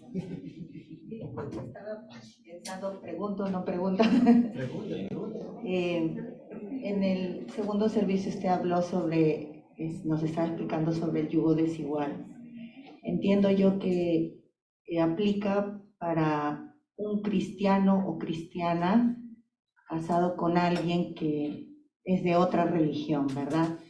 ¿Qué pasa cuando ninguno de los dos es cristiano? Eso también aplica. Otra pregunta, ¿qué pasa cuando, varias preguntas dentro de, ¿qué pasa cuando los dos son cristianos, ambos? Y cuando uno de los dos es tropiezo del otro. Usted dijo que en el yugo desigual uno no se puede separar, ¿no? Hay que tener paciencia. También se tiene que hacer lo mismo cuando tanto en el mismo, porque no todos los cristianos tienen esa sabiduría, entendimiento. ¿Qué pasa cuando tanto puede ser como hombre o mujer? Son tropiezos para sus esposos, les prohíben cosas en asistir, congregar. Y otra cosa más que quisiera saber, ¿qué pasa cuando hay hermanos en las iglesias que quieren unirse? ¿Cómo saber que siendo cristiano es la persona correcta para una? Porque no todos tenemos la misma. Quisiera, por favor. Muy bien. Muy bien. No, está bien, todas las preguntas son importantes. Bueno, tal vez sí hay que diferenciar entre el yugo desigual y los hogares mixtos. No os unáis en yugo desigual con los incrédulos. Esa es una instrucción a los creyentes, ¿no? Entonces Pablo le está diciendo al que es creyente, no te vayas a unir en yugo desigual. Entonces está hablando de alguien que es soltero y que tal vez está pretendiendo a alguien que no es creyente, es un incrédulo. No te unas en yugo desigual. El hogar mixto sería, por ejemplo, dos personas incrédulas se casaron y, vamos a decir, a los 5 años, uno de los dos se convierte a Cristo. Él se vuelve o ella se vuelve creyente. No está en yugo desigual, porque cuando se casó no tenía conocimiento de eso. Entonces ahora se convirtió a Cristo. Entonces está en un hogar mixto porque su pareja todavía no es creyente. Entonces esa persona no está en pecado, sino que Dios ahora le abrió sus ojos. Entonces ahora debe de esperar el cumplimiento de la promesa. Cree en el Señor Jesucristo y serás salvo tú y toda tu casa. ¿Verdad que en cualquier momento el cónyuge, de hecho el apóstol Pedro, hablándole específicamente a las mujeres que están unidas a hombres incrédulos, les dice, ¿verdad?, que ellas con su conducta casta, respetuosa, sin palabras, van a ganar para Cristo a sus maridos. Entonces, la exhortación a una mujer o a un hombre que está casado con alguien que no es creyente es a que se gane a su pareja para Cristo, ¿verdad? Pero al que está soltero, la instrucción es no te unes en yugo desigual, ¿verdad? Ok, ahora, en el caso de los hogares mixtos, en 1 Corintios el apóstol Pablo dice que si el que no es creyente, consciente, es decir, está de acuerdo con el creyente, entonces que la mujer no se separe de su marido. Pero si el que es no creyente, no consciente, es decir, no está de acuerdo, lo cual ahí ya entraría que se opone, ¿no?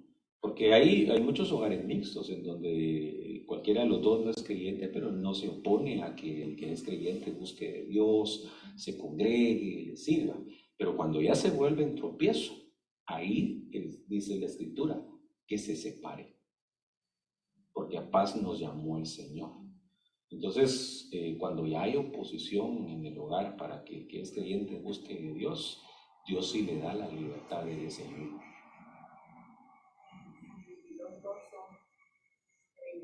Ok.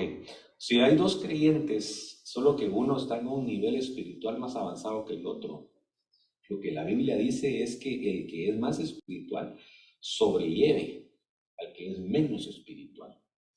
Y ahí no podemos decir que va a ser el hombre o la mujer, puede ser cualquiera de los dos, ¿verdad? Puede ser que uno ha avanzado más, es más maduro en las cosas del Señor y le toque en alguna medida sobrellevar al que es menos espiritual. Y en el caso de las personas, ¿cómo hacer para saber si es la persona correcta? Bueno, hay una etapa antes del matrimonio que es vital, que es la amistad.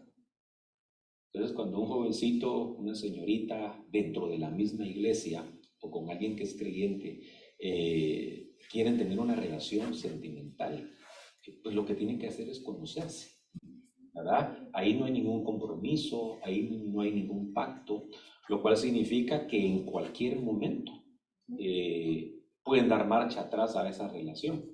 Entonces, por ejemplo, se está conociendo, se conocen los defectos de la persona, se conocen sus virtudes, cuál es la visión que uno tiene, porque yo sí he visto, lamentablemente, que lo que decía César, va del atrio, el lugar santo, el lugar santísimo, el que da el fruto al 30, al 60 o al 100 por uno, que a veces dentro de la misma iglesia, por ejemplo, un hermano puede ser cristiano, pero del atrio, y la hermana puede ser cristiana del lugar santísimo. Las aspiraciones espirituales no son las mismas. Y entonces yo pongo el ejemplo, ¿no? El cristiano del atrio dirá, yo como una vez al mes que me congregue es suficiente.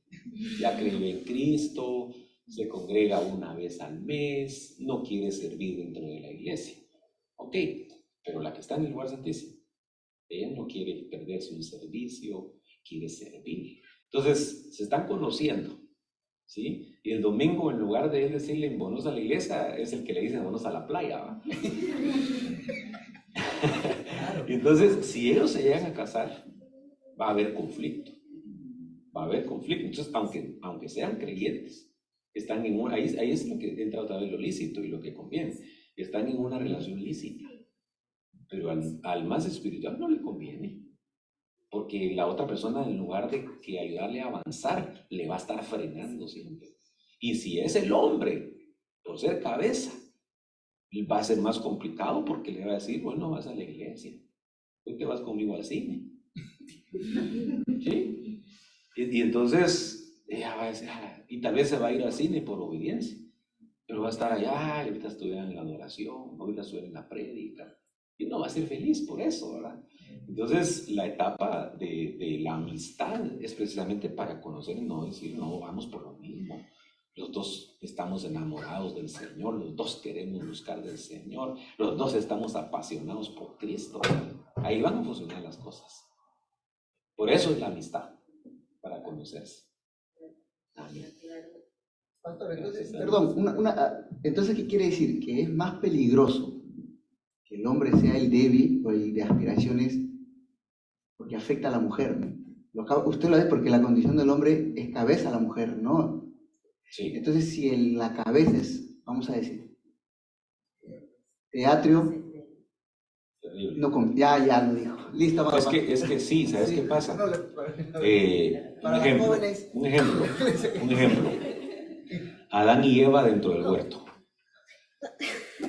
La Biblia dice que la mujer fue hecha por causa del hombre y no el hombre fue hecho por causa de la mujer. Y ahí uno entiende por qué el Señor dentro del huerto le dio más responsabilidad al hombre. Es decir, a veces solo se habla del tema de la autoridad, ¿no? Es que el hombre es cabeza del hogar. Si solo dice claramente el apóstol Pablo, ¿verdad? Que Dios cabeza de Cristo, Cristo cabeza del hombre y el hombre cabeza de la mujer. Pero ser cabeza no significa mandar, significa es el responsable de la casa, es el sacerdote del hogar. Entonces, cuando Eva, fíjese pues, cuando Eva comió del fruto. Está bien, pero si quieres sentar, ¿Sí? por favor. No, el tornito, por favor. Esto va para largo, decís vos. Por favor. Pero no sé si la cámara hay que bajarla ahí o no. ¿Está bien ahí? Ok, mire pues. ¿Quién pecó primero? ¿El hombre o la mujer? Eva. Exacto, lo sabes. La mujer. Pero cuando la mujer, cuando la mujer comió del fruto prohibido, no entró la muerte. Lo que dice Romanos fue que por el pecado de un hombre entró la muerte. Entonces el que le abrió la puerta a la muerte, consecuencia del pecado, fue Adán, no fue Eva. Pero si Eva también hizo lo mismo, los dos cometieron el mismo pecado, pero la responsabilidad era diferente. Entonces cuando Eva pecó, estando ella de alguna forma en sujeción a su marido, era un pecado que la afectaba a ella particularmente, ¿sí? Pero cuando el hombre pecó por ser cabeza de creación y era la autoridad dentro del huerto, lo que él hizo ya no iba a afectar solo a él, afectó a toda la tierra. Porque cuando el Señor, fíjense, ves qué tremendo, porque el Señor se acerca a Adán y le llamó la atención. ¿Por qué no fue con Eva? Es decir, el Señor no llegó directamente con Eva, sino que llegó con el hombre y le dijo, ¿qué es esto que hiciste? Y entonces ahí fue donde él se limpió, ¿no? Es que la mujer que tú me diste. Pero entonces viene el Señor y le dice el Señor a Adán, maldita será la tierra por causa tuya. ¿Sí? Pero llega con la mujer y le da una maldición a ella en particular. Y le dice, multiplicaré los dolores de tus preñeces. ¿Sí? Tu marido será tu señor. Pero le da un castigo a ella como persona. Pero cuando le habla al hombre le dice, la tierra entera será maldita por tu causa. Entonces, el tema es que cuando la cabeza anda mal, todo lo que el hombre hace como cabeza, por ejemplo, el hombre es el portero, y no hablo ahorita de fútbol, es el que cuida la puerta del hogar. Entonces, el hombre decide abrirle la puerta a las cosas buenas que vienen de Dios o a las cosas malas. Por eso la Biblia dice que el aceite que desciende sobre la cabeza desciende a las barbas, a las vestiduras, hasta el borde. Entonces, lo que cae sobre la cabeza, cae sobre el resto, ¿sí? Entonces, tanto lo bueno como lo malo proceden de la cabeza. Ahora, no se asusten porque miren, ¿y qué pasa si una mujer va a la vanguardia en lo espiritual? ¿Sí? Y el marido sí es cristiano, pero cristianoide, ¿va? O cristino, o no sé qué más decir. Entonces, sin usurpar la autoridad, sin quitarle la autoridad al marido, de repente la mujer empieza a hacer las funciones sacerdotales. ¿Sí? Y entonces ella, sin ser cabeza, se convierte en sacerdote de su casa. Y entonces a través de ella entran las bendiciones a su hogar. Pero no usurpó la autoridad del marido, sino que lo que el marido no hizo que le correspondía hacer, eso fue lo que hizo Débora. Sí, ustedes leen la historia de Débora, ella se levantó, bueno, Dios la puso como juez en Israel, pero es un caso excepcional. En todo el libro de los jueces solo aparece una mujer ejerciendo autoridad como juez, como gobernante y como profetisa.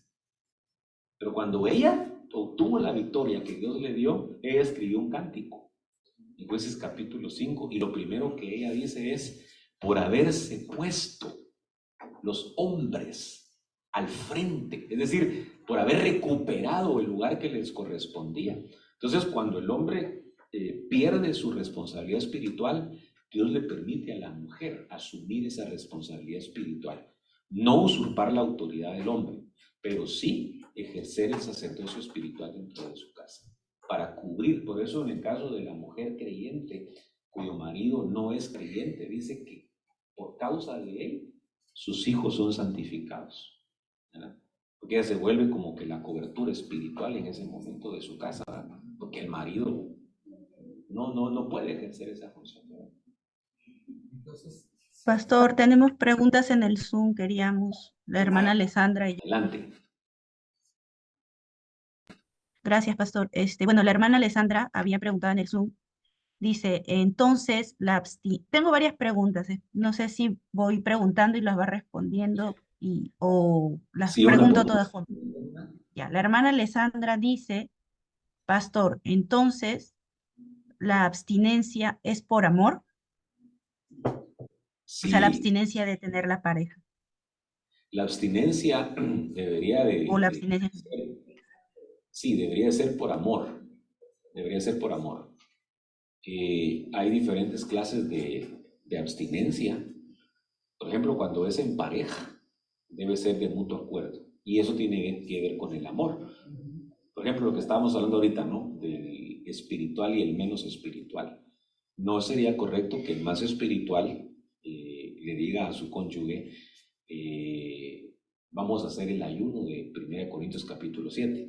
Claro. ¿Cuántos saben cuál es el ayuno de 1 Corintios capítulo 7? Es una abstinencia sexual. Que una pareja de mutuo acuerdo para dedicarse a la oración deciden hacer. Pero se imaginen ustedes que el más espiritual, sin ponerse de acuerdo, le dice al menos espiritual, mira, entramos en ayuno por un mes. Eso ya no es amor, ¿verdad? Porque el otro no tiene la capacidad como para hacer un ayuno de esa naturaleza, ¿verdad? Entonces, el amor sería ahí la clave fundamental para una abstinencia sana.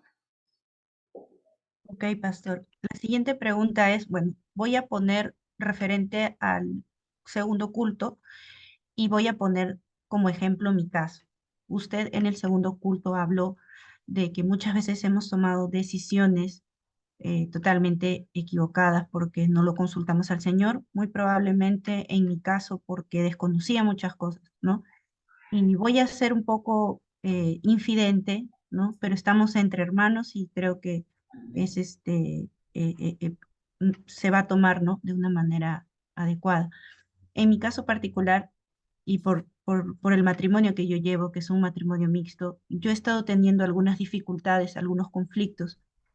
Eh, no sé si decir la palabra frustración, que como que lo ha mencionado hace un rato, por haber tomado esa decisión de formar una familia, porque era mi deseo, era una ilusión que yo tenía, pero lo hice de una manera inadecuada, por lo cual yo siento que tengo una carga que es la vida de mi hija. Entonces, cuando usted menciona el tema de Abraham y de Sara, ¿no? Y cuando se concibe este hijo en la carne, entonces me asusté, pensé en mi situación, o sea, lo relacioné con mi situación porque, digamos, mi hija fue concebida en un ambiente que no fue el adecuado. Y es una situación que a mí mm, me genera duda, eh, me da miedo, me da susto porque eh, independientemente de que me siento muy culpable y muy mal de haber formado así mi familia, eh, el Señor ha sido bueno conmigo, no me ha dejado, pero ahora no sé, ¿no? ¿Cuál es el destino de mi hija al haber formado yo mi familia, ¿no? Si bien usted dice que el Señor es tan misericordioso que nos puede dar la oportunidad de enmendar los errores, ¿sí? Mi preocupación principal, claro, es mi familia y mi esposo, pero la carga más fuerte que yo tengo es sobre la vida de mi hija, por haber sido concebida en un ambiente o fuera de la aprobación de mis padres y de la aprobación del Señor. Entonces yo quisiera saber cuál es su condición de ella espiritualmente hablando, ¿no?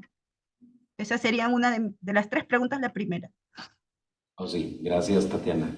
Bueno, mira, yo creo que dar lugar a la frustración que es originada por la culpa o la acusación, que eso procede del diablo porque él es el acusador, no es conveniente ni para ti ni para tu nena. Yo creo que debe de haber un reconocimiento de que se cometió un error, ¿sí? Y ese reconocimiento debe de producirlo un arrepentimiento. El que tú te arrepientas de haber cometido el error de unirte en You es igual, no significa que tengas que deshacer tu hogar de ninguna forma, porque para empezar, pues Dios como una herencia, porque qué tremendo, porque la Biblia dice en el Salmo 127, herencia de Jehová son los hijos, y de alta estima el fruto del vientre. Ahí no dice los hijos que se concibieron en santidad, en el temor de Jehová, no. Hijos son hijos, todo hijo es una herencia que el Señor nos da. Tal vez las condiciones no eran las más adecuadas, definitivamente, y estar consciente de que fue un error, porque unirse en yugo es igual, es un pecado, definitivamente, del cual pues creo que ya hay arrepentimiento en tu corazón al ver que tu hogar no ha funcionado como quisieras. Entonces, te voy a poner tal vez un ejemplo bíblico. David cometió un adulterio, tomó como mujer a Betsabé, que tenía marido, y eso definitivamente fue una iniquidad. En ningún momento vemos a David justificando su error, sino que él mismo en el Salmo 51 reconoce que fue una iniquidad de la cual él participó. Sin embargo, vemos que cuando Dios escogió un vientre dentro de las 7 esposas que tuvo David para darle a su heredero en el trono, escogió precisamente a Betsabé, lo cual era una reivindicación para David, pero también era una reivindicación para Betsabé, de que a pesar de que ella había cometido ese adulterio, el Señor ya la había perdonado. Y una forma de demostrarle al Señor que la perdonó fue darle a Salomón como hijo, el que iba a heredar en el trono a David. Entonces, no dejes que la acusación te mortifique, sino que ahora que pues formaste tu hogar, pídele al Señor que tu esposo se convierta a Cristo, sigue orando por él, y tú eres cobertura espiritual de tu hija. Entonces no debes de tener temor por lo que a ella le va a pasar, porque si tú ya te arrepentiste, Dios ya te perdonó y tú puedes cubrir espiritualmente a tu nena. No tengas temor por eso. Yo sé que es difícil criar a una hija cuando uno de los dos le quiere enseñar el camino de la verdad y el otro no, pero ahí debes de creer que la luz va a prevalecer ante las tinieblas. Amén, pastor, disculpen. Y bueno, la última pregunta. eh, yo considero que estoy dentro de los cristianos que estamos en el proceso de conocer al Señor, conocer las profundidades, ¿no? O de estar en eso, en ese nivel de perfección, ¿no? Como decía, ¿no? El nivel bueno, agradable y perfecto. Yo estoy en pañales, ¿no? Voy a hablar de mí. Entonces, eh, en cuanto a lo que usted decía, ¿no? De conocer la voluntad del Señor, ¿no? En mi caso particular, a veces me es bien difícil saber una respuesta, ¿no? Porque yo siento que no tengo un vínculo, porque probablemente me falta conocerlo más al Señor, me falta buscarlo más, probablemente estoy pasando un proceso espiritual un poco complejo, como un desierto, ¿no? Por así decirlo, espiritualmente hablando. Entonces, no, una de las hermanas creo que preguntó, ¿no? ¿Cómo saber, no? ¿Cómo saber la voluntad del Señor o cómo saber si lo que estamos haciendo está correcto, aprobado por Él o no? Le agrego esa pregunta, en la condición de cristianos que no conocen o no tienen ese vínculo cercano y de no escuchar, de no tener sueños o de no tener una forma, o no saber identificar, ¿no? La voluntad de Dios, ¿no? Para poder tomar adecuadas decisiones. Sí, bueno, mira, yo creo que la respuesta está precisamente en la oración.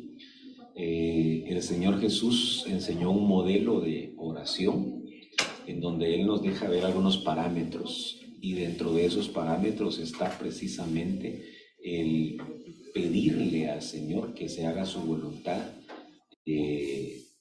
aquí en la tierra como se hace en el cielo. Entonces, yo creo que en la oración, si uno busca al Señor y verdaderamente de corazón uno quiere conocer la voluntad del Señor, el Señor se la va a revelar. En el Salmo 25:12 dice la Escritura, ¿quién es el hombre que teme a Jehová? Entonces deja la interrogante, ¿no? Que esa habría que responderla buscando otros pasajes de la Escritura, pero a continuación dice, el Señor le enseñará el camino que debe de escoger. Eso quiere decir que en el temor a Jehová, el Señor nos revela el camino que debemos escoger. Entonces yo creo que, ya sea de una manera audible, en una visión, en un sueño, pero también circunstancialmente el Señor nos puede guiar a su buena, agradable o perfecta voluntad.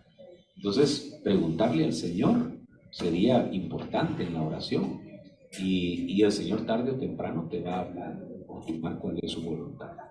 Y pues lo dijimos también, ¿no? Consultando al ministro, entendiendo que Dios le puede dar luz al ministro para darnos el consejo de lo que debemos o no hacer. Amén, pastor. Muchas gracias y aprovecho también para saludar a su familia eh, y que, bueno, que el Señor los bendiga y que los guarde durante todo su estadía en Japón. Un abrazo a todas y a su esposa, un gusto conocerlas y qué bendición que puedan estar compartiendo este tiempo con los hermanos, ¿no? Un abrazo desde acá, desde Perú. Gracias, Tatiana. Bendiciones. Bendiciones. Bendiciones. Yo creo que lo dejamos hasta acá, amados hermanos. Que Dios los bendiga. Gracias por su paciencia. Y nos vemos mañana. Primero Dios.